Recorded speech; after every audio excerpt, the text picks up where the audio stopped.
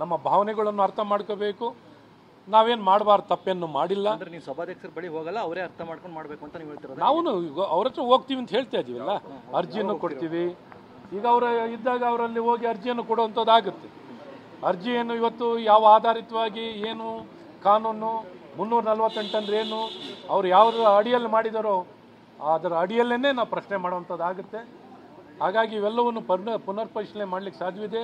363ರಲ್ಲಿ ಅವ್ರಿಗೆ ಅಧಿಕಾರವೂ ಇದೆ. ಆ ಅಧಿಕಾರವನ್ನು ಬಳಕೆಯನ್ನು ಮಾಡಿ ಸಸ್ಪೆನ್ಷನನ್ನು ವಿಡ್ರಾ ಮಾಡಬೇಕು ಅನ್ನೋಂಥದ್ದನ್ನ ಭಾಳ ಸ್ಪಷ್ಟವಾಗಿ ಎಲ್ಲರೂ ಒಟ್ಟಿಗೆ ತೀರ್ಮಾನ ತಗೊಂಡಿದ್ದೀವಿ. ಯಾವಾಗ ಅವರು ಲಭ್ಯರಿರ್ತಾರೆ, ಅವ್ರು ಯಾವಾಗ ಸಿಗ್ತಾರೆ, ಯಾರು ಊರಿನಲ್ಲಿರ್ತಾರೆ, ಭೇಟಿ ಆಗಲಿಕ್ಕಿದ್ದಾರೆ, ನಾವು ಯಾರು ಊರಿನಲ್ಲಿರ್ತೀವೋ ಇವತ್ತೆಲ್ಲರೂ ಒಟ್ಟಾರೆ ಕಾಮನ್ ಆಗಿ ಮೆಮೊರಂಡಮನ್ನು ತಯಾರು ಮಾಡಿದ್ದೀವಿ.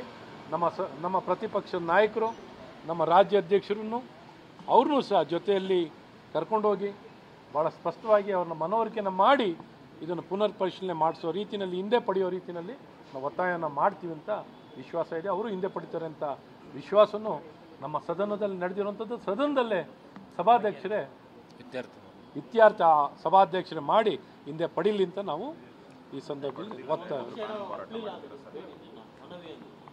ಹಿಂದೆ ಪಡಿತಾರೆ ಅಂತ ವಿಶ್ವಾಸ ಇದೆ ಸದನಕ್ಕೆ.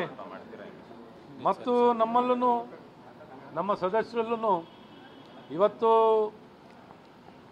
ಸಭಾಧ್ಯಕ್ಷರು ಮತ್ತು ಆಗಿರೋ ತಪ್ಪು ಸದನದಲ್ಲಿ ಮಂತ್ರಿನೇ ಇಯರ್ಫೋನ್ ತಗೊಂಡು ನಮ್ಮ ಸದಸ್ಯರಿಗೆ ಒಬ್ರಿಗೆ ಹೊಡಿತಾರೆ, ಬೆಲ್ಲಲ್ಲಿರೋರಿಗೆ ಬುಕ್ ಒಗಿತಾರೆ ಮಂತ್ರಿಗಳು, ಸದಸ್ಯರುಗಳು ಬುಕ್ ಬಿಸಾಡ್ತಾರೆ. ಅವ್ರನ್ನ ಯಾಕೆ ಸಸ್ಪೆನ್ಷನ್ ಮಾಡಿಲ್ಲ? ಸೊ ಈ ರೀತಿ ಅನ್ಯಾಯ ಆಗಿದೆ. ಈ ಅನ್ಯಾಯವನ್ನು ಸರಿಪಡಿಸುವಂಥದ್ದು ಸಭಾಧ್ಯಕ್ಷರು ಈಗಲಾದರೂ ಮಾಡಬೇಕು.